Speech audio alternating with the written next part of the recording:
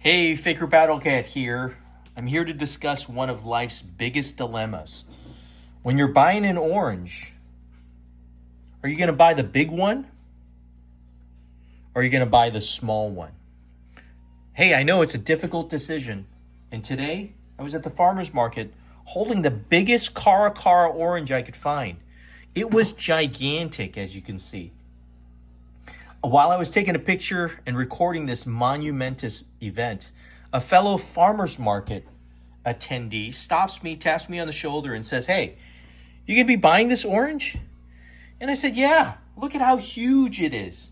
Look at how awesome it's gonna be." But he goes, "Listen, you gotta think about it. An orange this big has gotta have thick skin.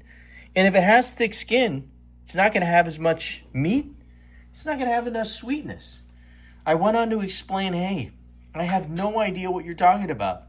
My wife just sent me here to get oranges. I figure I'm going to get the biggest one I want. He said, "Listen, you're going to buy this item by the pound. Would you want to buy the larger one? You're going to buy the smaller one." Well, I said, "Hey, I'm new at this." He looked at me and said, "Hey, let's flip a coin. If you get heads, you get to buy it. You get tails, you don't buy it." Sure enough, with the flip of a coin, it lands on heads. And what happens next is the funniest thing. I slapped him a high five. I said, "Listen, this is the biggest event of my life." And the happiness only lasted a few seconds, because as I was excited about this new win that I was taking this home, this giant orange, the owner of the farmer's market stops me and gave me a scientific explanation. He said, "Listen, I can't consciously let you take this orange home and buy it." He begged me not to buy it. He said, "Listen, when you have a bigger, thicker orange that has all of these grooves, it's perfect. It's never been scarred down. It's never been harshed. It's allowed to grow this big because it doesn't go through the struggle. And when you don't go through the struggle, guess what? You start growing a thicker skin, a little bit more coarse on the inside, as you can see. There's a lot more membrane." And I said, "How do I know if I don't buy it?" Well, he goes, "Listen, I'm going to cut you 2 oranges. I'm going to cut you the orange of a smaller orange that has scars and more smoother surface. And then I'll cut you this giant orange and you decide for yourself." Sure enough, other than appearance, you can see this one has a lot less fibrous connection and it's orange all the way through and through. And guess what? It's only 4.6 ounces. This one has fibrous connections and only has, say, 70% orange, maybe even less. And guess what?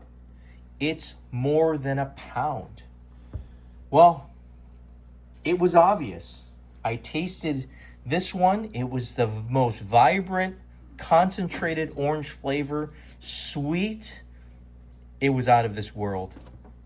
This guy seemed to be watered down, very much so, like from concentrate, frozen, or you can even see the fibrous connections in between the oranges. He told me it's going to be more like a grapefruit.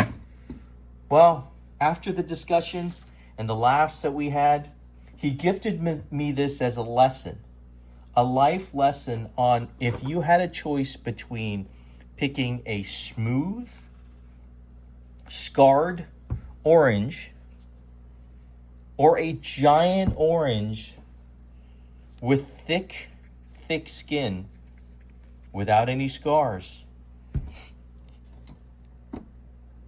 The farmer market owner himself tells me and proves to me the choice is simple. Pick the small one, pick the scarred one, and once again, you'll make a better decision than I was about to make. So thank you for joining me on this orange navel philosophical journey about buying by the pound or buying by the item.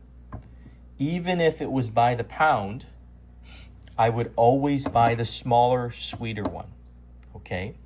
Everybody knows that is true. The trick now is, even if it was purchased by item, this is not a watermelon. You got to still pick the one that gives you the most value